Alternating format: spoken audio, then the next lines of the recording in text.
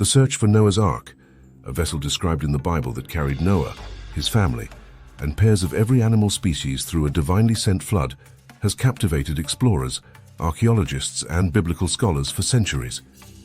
Among the many expeditions, one of the most talked about is that of Ron Wyatt, an amateur archaeologist and adventurer who claimed to have found the remains of Noah's Ark on Mount Ararat in Turkey. Background on Ron Wyatt. Ron Wyatt was a nurse anesthetist by profession, but he is best known for his passionate and controversial pursuits of biblical archaeology. Over his career, Wyatt made numerous claims of discovering significant biblical artifacts, including the Ark of the Covenant, the crossing site of the Red Sea, and the true location of Mount Sinai. However, his most famous and contentious claim remains his discovery of Noah's Ark. The discovery. According to the biblical account in Genesis 60 verse 9, God, seeing the wickedness of humanity, decided to flood the earth and instructed Noah to build an ark to save himself, his family, and a remnant of each animal species. After 40 days and nights of rain, the waters covered the earth and the ark floated above the mountains. As the floodwaters receded, the ark came to rest on the mountains of Ararat, located in present-day Turkey. This event signifies God's judgment on sin and his mercy in saving Noah and his family. The Bible describes how Noah sent out a dove to find dry land, and when it returned with an olive leaf, he knew the waters had receded enough for them to leave the ark. The story of Noah's Ark on Mount Ararat is a powerful reminder of God's faithfulness and provision, as well as his judgment against sin. It serves as a symbol of hope and redemption, showing that even in the midst of judgment, God provides a way of salvation for those who trust in him. Wyatt's interest in finding Noah's Ark began in the late 1970s. In 1977, he embarked on an expedition to Mount Ararat, a dormant volcano and the highest peak in Turkey, traditionally considered the landing place of Noah's Ark. According to Wyatt, his search led him to a boat-shaped formation near Durupınar, approximately 18 miles south of Mount Ararat. Wyatt claimed that the structure, roughly 15 feet in length, was the fossilized remains of Noah's Ark. This length closely matches the biblical description of the Ark's dimensions, which were 300 cubits or about 510 feet long.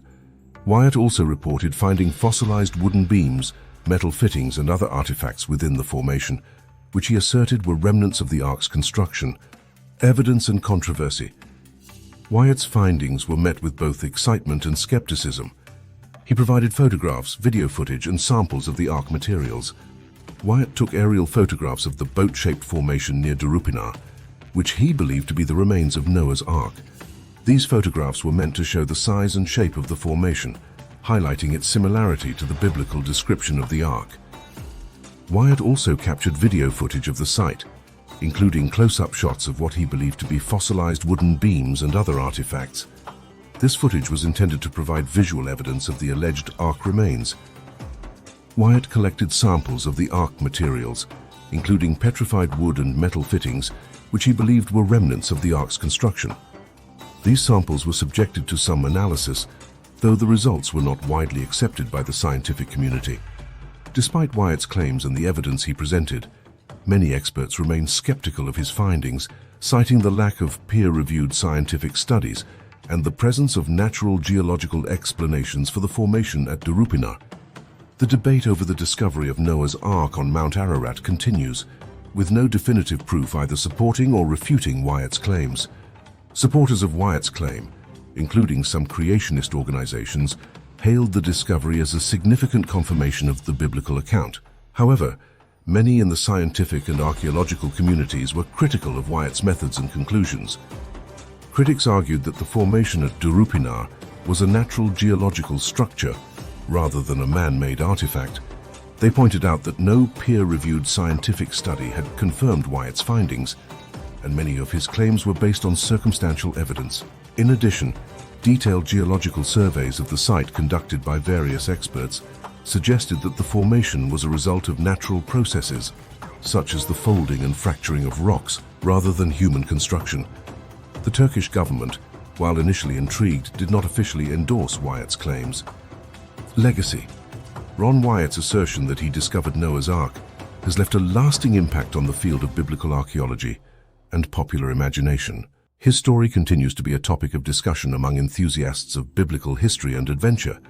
Despite the controversy and lack of definitive proof, Wyatt's work has inspired further expeditions and studies focused on Mount Ararat and the surrounding regions.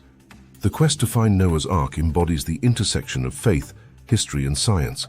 While Ron Wyatt's claims have not been universally accepted, his passion and determination highlight the enduring human fascination with ancient mysteries and the desire to uncover tangible connections to biblical narratives. Whether Noah's Ark lies on Mount Ararat or elsewhere remains an open question, fueling the continued exploration and debate among scholars and adventurers alike. Thank you for watching this video. Please subscribe for more interesting biblical content.